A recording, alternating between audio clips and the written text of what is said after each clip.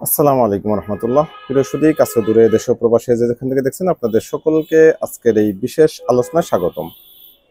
একেবারেই ছোট 4-5 মিনিটের একটি ভিডিও করব। মূলত আমার আজকের আলোচনার বিষয় হচ্ছে খতমে নবুয়াত মহাসম্মেলন আগামীকালকে অর্থাৎ 15ই নভেম্বর সোহরাওয়ার্দী উদ্যানে সকল ঘরানার আলেমদের আহ্বানে একটি সমাবেশের ডাক দেওয়া হয়েছে।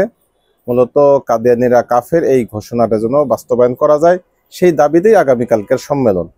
এই বিষয়ের উপরেই আমি একেবারে ছোট্ট করে কেন কাদিয়ানীরা কাফের হওয়া দরকার বা কাফের ঘোষণা করা দরকার, বা সুশীলদের অভিমত কি, বা সরকারের কি করা উচিত, এই বিষয়ে 4-5 মিনিটে শেষ করবো। আশা করি শেষ পর্যন্ত সাথেই থাকবেন এবং আপনাদের মূল্যবান মতামত কমেন্টে জানাবেন ইনশাল্লাহ। এবং আগামীকালকে সকলকে আহ্বান করছি সেখানে পার্টিসিপেন্ট করার জন্য। আমি নিজেও সরাসরি আশা করি সেখানে উপস্থিত হব, আপনাদেরকে আহ্বান করছি।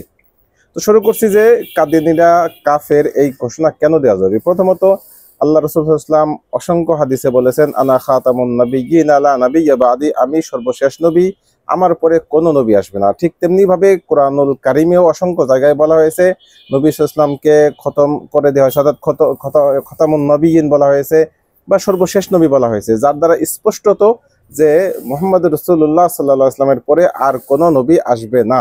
অথচ আমরা জানি যে গোলাম আহমদ কাদিয়ানী, অর্থাৎ কাদিয়ানী এই ধর্মাবলম্বীদের যেই প্রধান ছিলেন, অর্থাৎ মূল যেই প্রতিষ্ঠাতা, তিনি নিজেকে নবী দাবি করেছেন এবং সর্বশেষ তিনি টয়লেটের ভিতরে মারা গিয়েছেন। মানে কত বড়, মানে জঘন্যতম ঘটনা।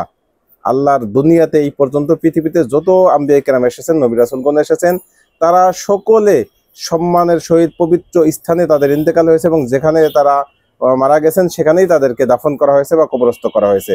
ঠিক আমাদের প্রিয় হাবিব মোহাম্মদ রাসূলুল্লাহ সাল্লাল্লাহু আলাইহি ওয়াসাল্লামও তার আয়েশা রাদিয়াল্লাহু আনহার যে ঘর ছিলেন, সেই ঘরের ভিতরেই তিনি ইন্তেকাল করেছেন এবং সেখানেই তাকে দাফনস্থ করা হয়েছে।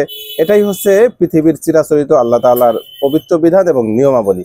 কিন্তু আমরা জানি গোলাম আহমদ কাদিয়ানী সে নিজেকে নবী দাবি করত এবং সে সর্বশেষ মৃত্যুবরণ করেছিল টয়লেটের ভিতরে।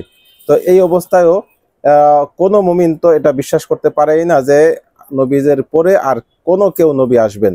আমরা ছোট্ট একটি ঘটনা জানি, হযরত আবু বকর সিদ্দিক রাদিয়াল্লাহু আনহুর যুগেও এরকম বেশ কিছু কাযযাব মাথা ছাড়া দিয়ে উঠেছিল।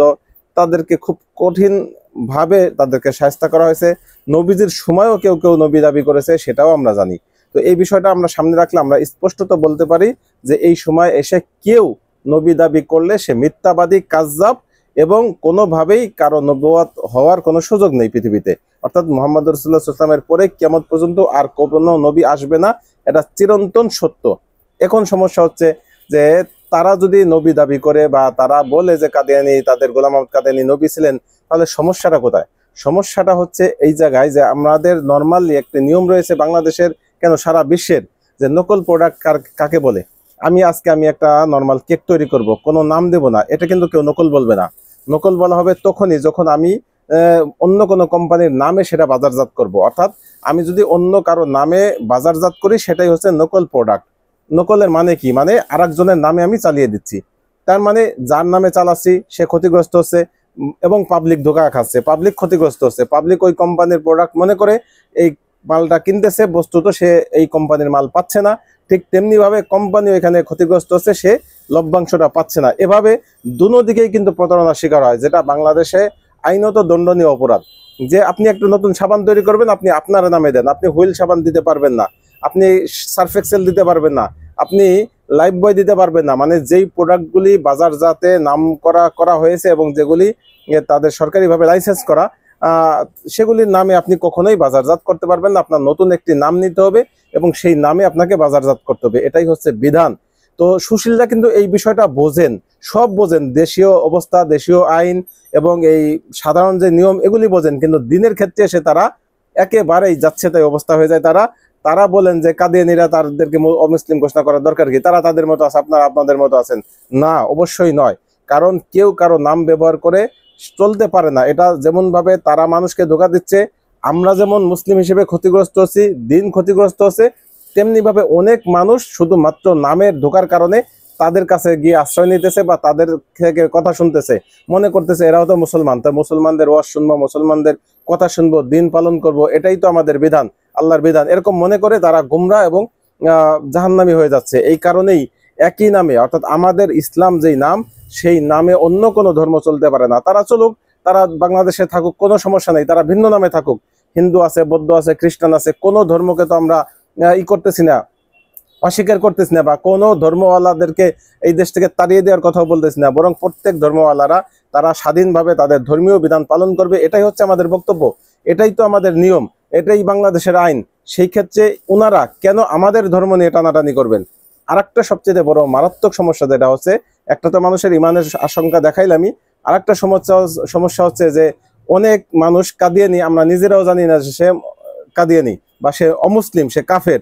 দেখা যাচ্ছে তার সাথে আমারই কোনো আত্মীয় স্বজনদের বৈবাহিক সম্পর্কের মাধ্যমে একটি সম্পর্ক গড়ে যাচ্ছে, অথচ কোনো কাফেরের সাথে আত্মীয়তা সম্পর্ক করা টোটালি হারাম, একেবারে স্পষ্ট।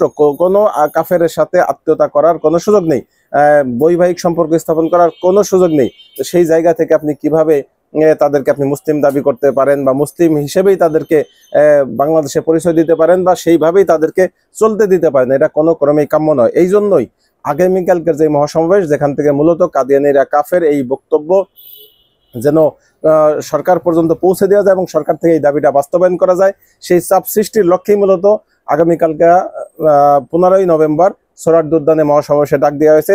যেই সমাবেশে বাংলাদেশের আপামর সকল ঘরানার আলেম, ইতিহাস এটা যে সকল ঘরানার আলেম সাধারণত সব বিষয়ে একমত হয় না, কোনো না কোনো বিষয়ে তাদের মতান্তর থেকে থাকে, কিন্তু এই কাদিয়ানিরা যে কাফের বা খতমে নবুয়াতের যে সম্মেলন, এই বিষয়টা সকল আলেম একমত। আপনি আহলে সুন্নাত ওয়াল জামাত বলেন, সুন্নি বলেন, তারপরে কওমি ঘরানার বলেন, বা আপনি আহলে হাদিস বলেন, বা আরো যত ফেরকা আছে সব ফেরকা একমত যে কাদিয়ানিরা কাফের। তো সকল মুসলমান যেখানে একমত, ঐক্যবদ্ধ, সেখানে এই সরকার তাদেরকে কাফের ঘোষণা দিতে সমস্যা কোথায়?